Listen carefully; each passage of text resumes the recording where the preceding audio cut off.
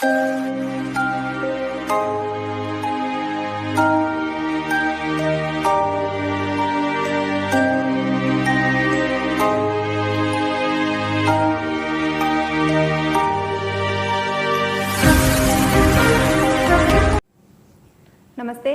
Online classes में आप सभी विद्यार्थियों का स्वागत है। आज हम कक्षा 7 की पाठ्य पुस्तक वसंत जो कि भाग 2 है उसका अध्ययन करेंगे। आज हम कक्षा 7 की पाठ्य पुस्तक वसंत भाग 2 के पाठ 2 का अध्ययन करने वाले हैं, जिसके लेखक है डॉक्टर शिव प्रसाद सिंह। इन्होंने ये जो कहानी है पाठ 2 है वो एक कहानी के रूप में है। दादी माँ एक कहानी है जो कि उन्होंने लिखी है अपनी संस्मरण विधा में। लेखक ने इस कहानी को संस्मरण विधा में लिखा है। संस्मरण विधा क्या होती है या संस्मरण विधा कौन सी होती है?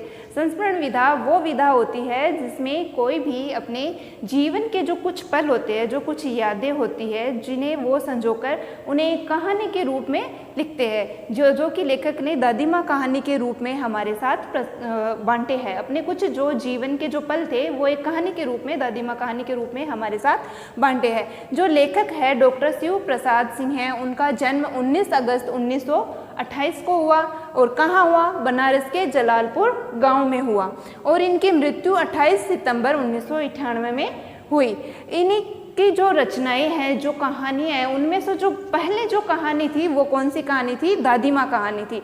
इनकी पहली कहानी दादी माँ कहानी थी, जो कि एक आंचलिक कहानी भी है। इसे आंचलिक कहानी भी प्राप्त, आंचलिक कहानी होने का ओहदा भी प्राप्त हुआ है। आंचलिक कहानी कौन सी होती है? आंचलिक कहानी वो होती है जो अपने जगह विशेष से स्थान विशेष के रूप में लिखी जाती है। यानी लेखक ने ये जो दादी माँ कहानी है वो अपने जो जलालपुर गाँव है या फिर जहाँ लेखक रहता था वहाँ और उसके जो उसका जो वातावरण था उन सबको साथ में लेते हुए अपने आंचल जो जगह होती है उसको भी साथ में समेटते हुए लिखी है। और इनको जो पुरस्कार और सम्मान है इन्हें कई क्षेत्रों में पुरस्कार और सम्मान मिले, लेकिन इन्हें जो सर्वश्रेष्ठ जो पुरस्कार मिला वो था साहित्य अकादमी पुरस्कार, जो कि उन्हें 1990 में दिया गया।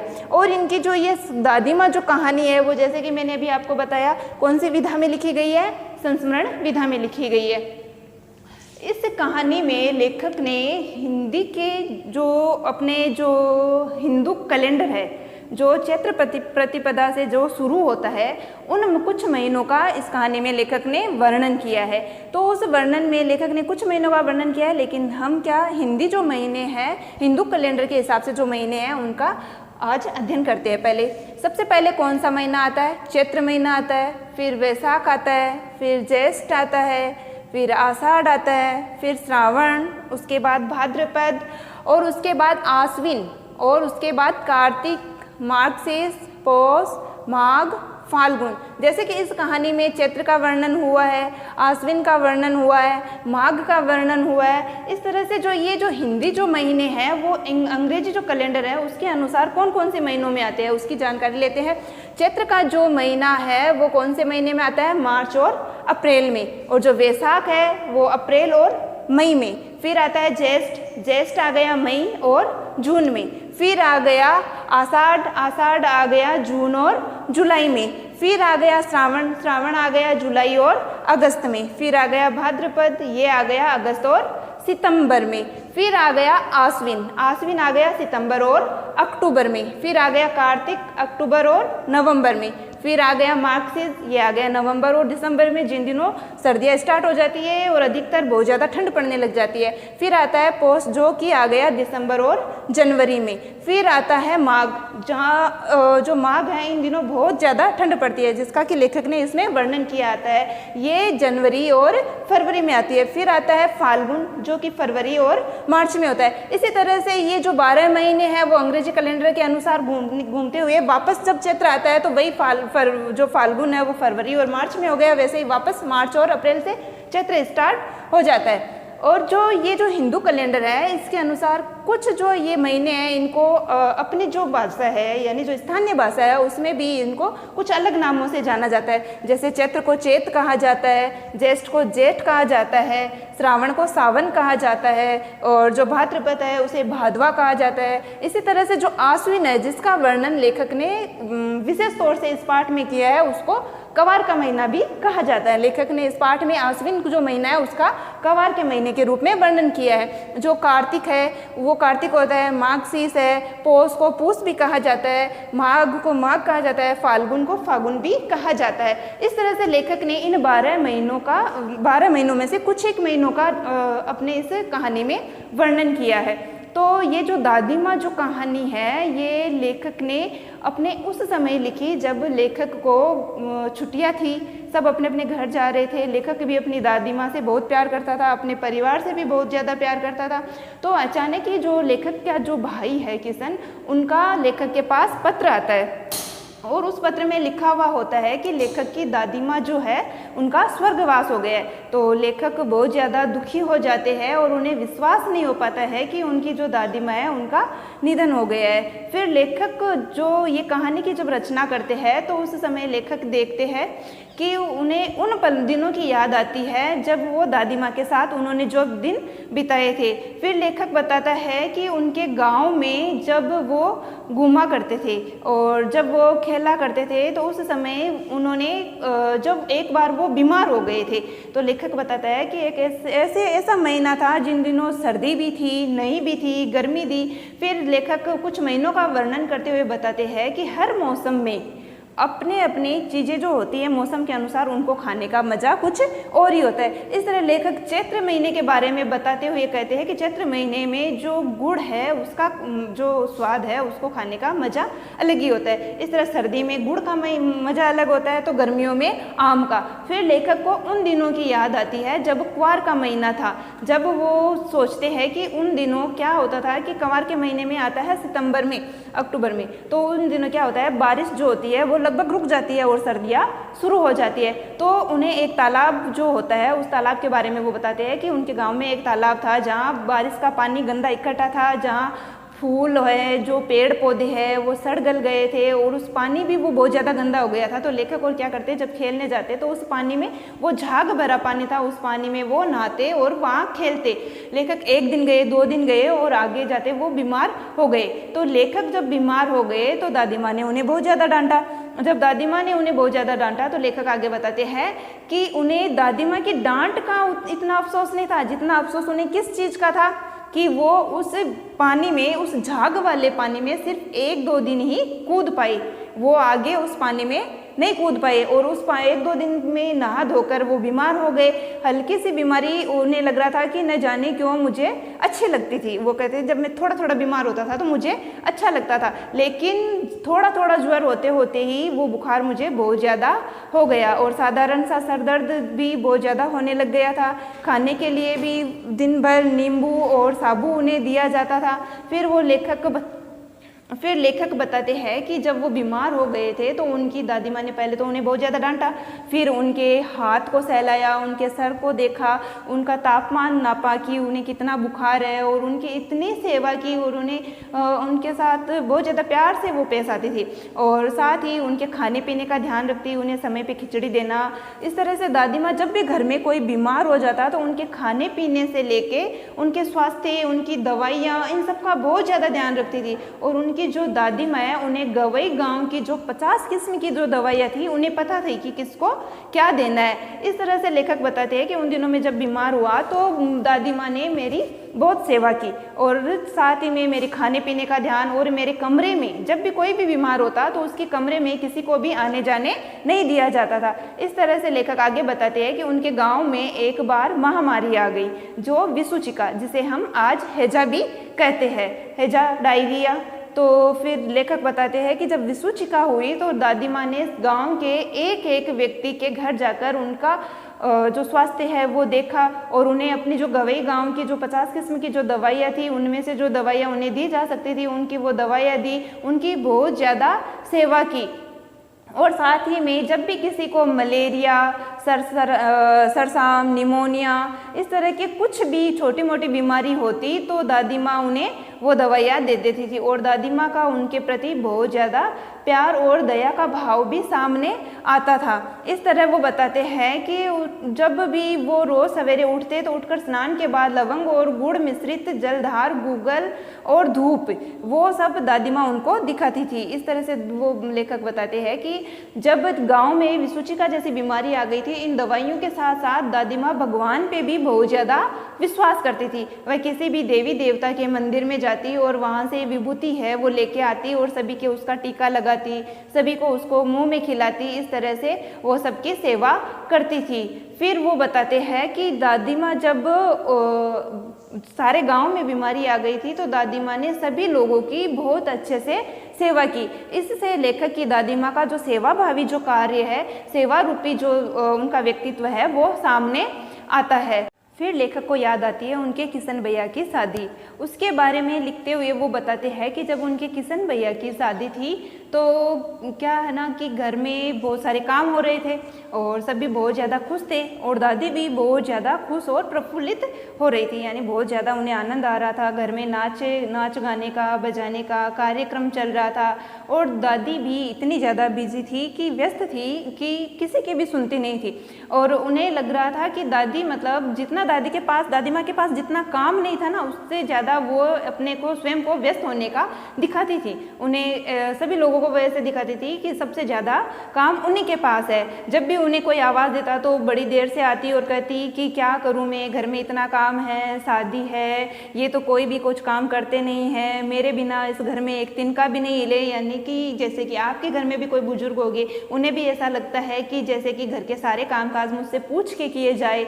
वो अपने बड़े होने का मतलब ऐसे उन्हें होता है कि जैसे मैं सबसे बड़ी हूँ घर में तो सारे काम मेरी देख रेख में किए जाए जिससे कि सारे काम सही हो। इसी तरह से दादी माँ भी यही चाहती थी कि सारे काम उनकी देख रेख में हो। तो दादी माँ से सबको डर भी बहुत ज़्यादा लगता था। तो सभी दादी माँ से बिना पूछे कोई भी किसी भी काम को हाथ नहीं लगाता था। इस तरह से किशन भैया की शादी पास में आती गई। एक दिन देखता है कि दादी माँ जो है वो बाहर खड़ी खड़ी चिल्लाती है। तो लेखक उनके पास जाते हैं, देखते हैं कि जो रामी की जो चाची है, धन्नो की माँ, दादी माँ उनके ऊपर बहुत ज़्यादा गुस्सा है। दादी माँ उनसे कहती है कि मैंने तुझे जो रुपए दिए थे वो सूद समेत मुझे वापस दे दो।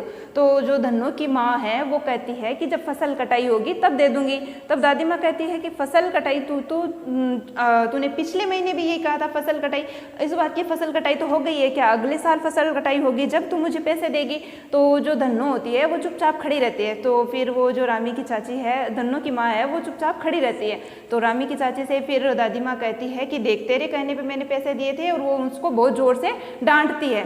तब लेखक कहता है कि दादी माँ जाने दो। लेकिन जब लेखक ऐसा कहता है तो दादी माँ उसे भी, लेखक को भी बहुत जोर से डांट लगाती है और लेखक को वहाँ से भगा देती है और लेखक वहाँ से चले जाते हैं। फिर जो धन्नो की माँ है वो बताती है कि मेरी बेटी की शादी है, जब शादी हो जाएगी तो मैं आपको पैसे सूद समेत लौटा दूंगी। तो फिर दादी माँ ठंडी हो जाती है और वो धन्नो की माँ से कहती है कि तू अपनी बेटी की शादी धूमधाम से कर और बाद में मुझे मेरे पैसे लौटा देना। इस तरह से इस यहाँ दादी माँ का जो परोपकारी रूप है, जो दूसरों के प्रति दूसरों का परोपकार करने वाली जो भाव है, जो व्यक्तित्व है, वो सामने आता है। फिर दादी माँ क्या करती है कि धन्नो की माँ को 10 रुपये और देती है कि तू अपनी बेटी की शादी बड़ी ही धूमधाम से करना। इस तरह से बीच में किशन भैया की शादी का प्रोग्राम भी चल रहा होता है। तो सब लोग बारात में जाते हैं और मैं बीमार हो जाता हूँ और बीमार होने के कारण मैं बारात में नहीं जा पाता हूँ। तो रात का समय हो रहा होता है और जब बारात चली जाती है तो जब घर में जो महिलाएं बचती है वो कुछ संगीत का प्रोग्राम करती है। तो उस जो संगीत का उनका जो माहौल होता है, उस माहौल में मैं भी देख रहा होता हूँ। तो सभी महिलाएं कहती है कि इसे बाहर निकालो, क्योंकि जब वो रात्रि संगीत जब वो होता है तो उसमें किसी भी पुरुष का आना वहाँ वर्जित होता है। वहाँ कोई भी पुरुष नहीं रह सकता। वो महिलाओं का संगीत होता है। महिलाएं खूब मजे करती है, मस्ती करती है, हंसी मजाक करती है, एक दूसरे को चिढ़ाती है, एक दूसरे को नकल निकालती है, कोई कुछ बनती है, कोई कुछ बनती है। इस तरह से वो मजाक मस्ती करती रहती है। तो जब लेखक की दादी माँ जो होती है वो सोचती है कि ये तो बीमार है, फिर लेखक की दादी माँ क्या करती है, जिस कमरे में जो महिलाएं जो संगीत कर रही होती है उसी कमरे में चारपाई के ऊपर लेखक को चद्दर ओढ़ाकर सुला देती है और लेखक चुपचाप सो जाते हैं। जब लेखक चुपचाप सो जाते हैं तो वो महिलाएं, उनको पता नहीं होता है कि यहाँ पे वो सो रहे होते हैं, जो शिव प्रसाद सिंह है वो सो रहे होते हैं। तो महिलाएं अपनी मजाक मस्ती करती रहती है। फिर जैसे ही एक महिला मजाक मस्ती करती है तो लेखक को बहुत जोर से हंसी आती है। जब लेखक को हंसी आती है तो महिलाओं को पता चल जाता है कि यहाँ कोई सोया हुआ है। वो लेखक को कान पकड़ के खड़ा करती है और कमरे से बाहर निकाल देती है और फिर कहती है कि जा यहाँ से, तू यहाँ क्या कर रहा है। तो दादी माँ जो है वो आती है और लेखक को अपने पीछे लेते हुए सभी जो महिलाएं हैं उनको डांटती है और बोलती है, तुम लोगों ने इसको कैसे डांटा, मैंने इसे यहाँ सुलाया है। तो लेखक यहाँ बताते हैं कि जब भी वो कोई गलती करते और दादी माँ उनकी गलती को छुपाते हुए उनकी सहायता करती या उनका पक्ष लेती तो उन्हें जैसे अभयदान मिल जाता है। अभयदान यानी दादी के पास आके उन्हें किसी भी प्रकार का कोई भी डर नहीं सताता था। उन्हें लगता था कि दादी माँ है, जब दादी माँ मेरे पास है तो मुझे कोई कुछ भी नहीं कर सकता। इस तरह से धीरे धीरे किशन भैया की शादी भी हो जाती है। फिर लेखक को जीवन का वो पल याद आता है जब उनके दादाजी का देहावसान हो जाता है। लेखक उस समय को याद करते हैं कि उनकी जो दादी माँ निडर, जो जिनका ऐसा व्यक्तित्व है, जो किसी से भी डरती नहीं थी, हमेशा दूसरों को डांटना, किसी भी समय चुप नहीं रहना। और जब दादाजी खत्म हो जाते हैं, दादाजी का देहावसान हो जाता है तो उनके देहावसान के साथ ही दादी माँ जैसे मौन हो जाती है और दादी माँ किसी से भी बातचीत नहीं करती। उन जो जैसे कि वो मतलब इतनी ज़्यादा टूट गई है, वो बहुत ज़्यादा टूट गई है कि ना किसी से बात करना, ना किसी के साथ रहना। इस तरह से कुछ दिन बीतते गए। फिर लेखक बताता है कि जब उन्हें वो दिन याद आते हैं जब गांव में कुछ लोग हमारे घर की बातें, हमारे दादी माँ जो है उनकी बातें पीठ पीछे किया करते थे कि इन्होंने इतने पैसे तो उधार ले लिए लेकिन अब चुकता करने की इनकी हिम्मत नहीं है। तो दादी माँ को बहुत गुस्सा आता है। दादी माँ लेखक के पिताजी को डांटती है कि उन्होंने इतना कर्ज क्यों किया। फिर लेखक बताते हैं कि पिताजी ने जो कर्ज है वो क्यों किया था, इसके बारे में बताते हैं। वो बताते हैं कि जब दादाजी का श्राद्ध था तब पिताजी ने बड़ी ही मतलब लगन से उन्हें जो भी दान पुण्य करना था उसके लिए बहुत ज़्यादा कर्जा ले लिया था और दादाजी का श्राद्ध किया। तो दादी माँ ने तब भी उसी समय उनको डांटा था कि इतना कुछ करने की जरूरत नहीं है, लेकिन पिताजी ने कर्ज ले रखा था। अब दादी माँ जब पिताजी को डांटती है तो पिताजी यही कहते हैं कि मैं इन सब लेनदारों का कर्ज चुकता कर दूंगा। इस तरह से लेखक देखते हैं कि पिताजी चले जाते हैं और दादी माँ बहुत ज़्यादा सोच में पड़ जाती है कि घर की स्थिति इतनी खराब है, अब वो इन लेनदारों का कर्ज चुकता कैसे करेंगे। एक बार क्या होता है, माघ का महीना होता है, बहुत ज़्यादा ठंड पड़ रही होती है। लेखक जो है वो अपनी दादी माँ के पास जाते हैं और दादी माँ जो है जैसे कि एकदम एक कमरे में बैठी हुई होती है, इतना सन्नाटा, और संदूक के ऊपर एक दिया जलाए हुए बैठी रहती है। फिर लेखक कहता है कि दादी माँ आप यहाँ क्या कर रही है, और दादी माँ उस समय रो रही होती है, उनकी आंखों से आंसू गिर रहे होते हैं। लेकिन जैसे ही लेखक को वो दादी माँ देखती है तो वो अपनी आंखों से आंसू पोंछ लेती है और इस तरह से व्यवहार करती है कि जैसे कुछ नहीं हुआ, ना वो रो रही थी ना वो दुखी है। वो अपने आप को एकदम स्पष्ट रूप में लेखक के सामने पेश करती है। तो लेखक बताता है कि जब वो दादी माँ ऐसे करती है तो दादी माँ का जो दुख था वो मुझसे छुपा हुआ नहीं था कि मैं उनके चेहरे को पढ़कर ही उनके दुख को भांप लेता था। फिर लेखक बताते हैं कि जब दादी माँ जो है वो रो रही होती है तो मैं उनसे पूछता हूँ, दादी माँ आप क्यों रो रही थी। तो ऐसे करके दादी माँ के फिर से आंसू निकल आते हैं और वो भावुक हो जाती है। फिर उन्हें वो संदूक खोलती है और उसमें से एक सोने का कड़ा निकालती है, जो सोने का वो कड़ा है जो दादाजी ने लेखक की दादी माँ को बनवा के दिया था बहुत सालों पहले। और लेखक की दादी माँ बताती है कि इस कड़े को मैंने एक बार भी नहीं पहना है, ये कड़ा तेरे दादाजी ने मुझे बनवा के दिया था और मैंने यही सोचकर इस कड़े को रख लिया था कि कभी भी जब भी कोई विपरीत परिस्थिति होगी तो मैं इस कड़े को निकालूंगी। इस तरह से ये तेरे दादाजी के आशीर्वाद के रूप में तुम लोगों की सहायता करेगा। दादी माँ के जो ये व्यवहार है इससे उनके सहायतापूर्ण जो व्यवहार है, व्यक्तित्व है, सहायतापूर्ण व्यक्तित्व है, दूसरों की सहायता करना, अपने परिवार की किसी भी परिस्थिति में जब भी विकट संकट आ जाए तो हर समय अपने परिवार के लिए खड़े रहना। इस तरह से लेखक की दादी माँ की जो ये बातें हैं लेखक को याद आती है और अपने दादी माँ की याद आते आते लेखक की आंखों से आंसू निकल आते हैं। जो किशन भैया की जो लिखी हुई चिट्ठी है उसे वो पढ़ रहे होते हैं तो उसमें जो लिखे हुए जो अक्षर है वो चींटियों की भांति, जैसे कि ऐसे लगता है जैसे जो अक्षर है वो आंखों के सामने ऐसे आ गए जैसे छोटी छोटी चींटियां जो है वो चलते हुए लेखक की आंखों के सामने से निकल रही है। और उस पत्र को लिए हुए लेखक के हाथ कांप इस तरह से लेखक के हाथ में जो पत्र होता है वो लेखक पढ़ रहा होता है तो उनकी आंखों से आंसू गिरने लग जाते हैं और वो उस पत्र को देखते हैं तो उस पत्र में जो अक्षर है, जो काले काले जो अक्षर लिखे हुए हैं वो उन्हें एक चींटियों की भांति लगते हैं, जैसे कि उस पत्र में कोई अक्षर नहीं, जो चींटियाँ है वो घूम रही है और उनके हाथ कांपने लग जाते हैं। उस पत्र को लिए हुए उनके हाथ कांपने लग जाते हैं। फिर लेखक बताते हैं कि मन बार बार यही पूछता है कि क्या ये सचमुच है, सही है कि मेरी दादी माँ अब नहीं रही।